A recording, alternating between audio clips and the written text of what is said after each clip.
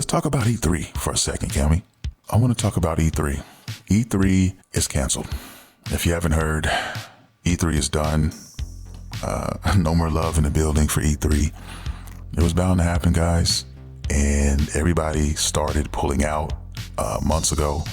Nintendo pulled out. I think Nintendo was one of the first ones to pull it, if I'm not mistaken. Sony pulled out. Everybody just started pulling out. All the majors started to pull out. And there was nobody left. I mean, yes, you had your indies and you had, the small projects and things of that nature. And I'm sorry for them. And they also, E3 has apologized to the ones who were ready to attend to this. And it was going to take place in June. And, the writing was on the wall, guys. I mean, COVID happened in 2020, and that's when the first E3 was canceled, and it was never the same since. They went digital, I think, in 2021, and then after that, they tried to go back, and it never materialized. So they said, we're going to go back the way it was. We're going to try it. And as the dates got closer and closer, people started pulling out.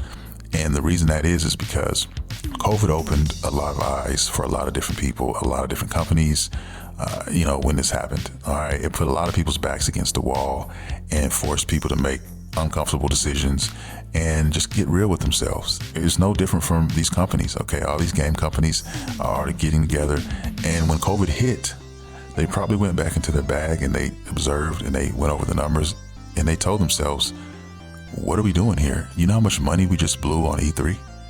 We blew millions on E3 or hundreds of thousands of dollars on E3 to go get a booth, pay for that said booth, fly our people out, pay for this, pay for that, when we can just simply do our own thing digitally.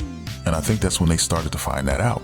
When they had to do everything digital and they realized all the money they had saved, and they probably went back to the investors and the drawing board and said, look at all this money we just saved for not going to E3.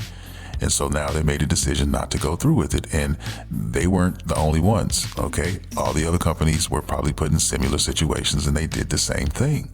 We live in a digital age now, and that's where we're headed. Everything is being done at their own leisure, on their own platforms. Sony's doing their state of plays and Nintendo's doing their directs and so on and so forth. And who needs E3 to do that? You don't need E3 to do that. And I think that's where we're headed now. And I think that's why we'll never probably see E3 again. And if we do see it, it will be some sort of digital interpretation of it. It will never be, I think, the way it was. It'll probably be called something else, but it won't be E3. I think E3, we've witnessed the death of E3, in my humble opinion. And I don't think we're going to see it anymore. I don't. And that's the sad reality of it. I mean, it was cool while it lasted. I mean, it was a beautiful thing while it was taking place, but everything changes. Nothing lasts forever. And that's just true. That's just real shit. That's real talk. And that goes for everything. And as we're seeing it now, E3 is gone. So I'm just going to say farewell to E3. Bye-bye. Yeah. And that's really it. That's the gist of it, man. I mean, there's nothing else that really can be said about it. I've had great memories watching E3, press conferences and announcements and all these type of things. But in a sense, guys, everybody gets information so fast now. It's like, really? I mean, you got people who are at home in their basement reporting and doing these things and doing better jobs than a lot of these companies are doing now. Okay, I'm just being real.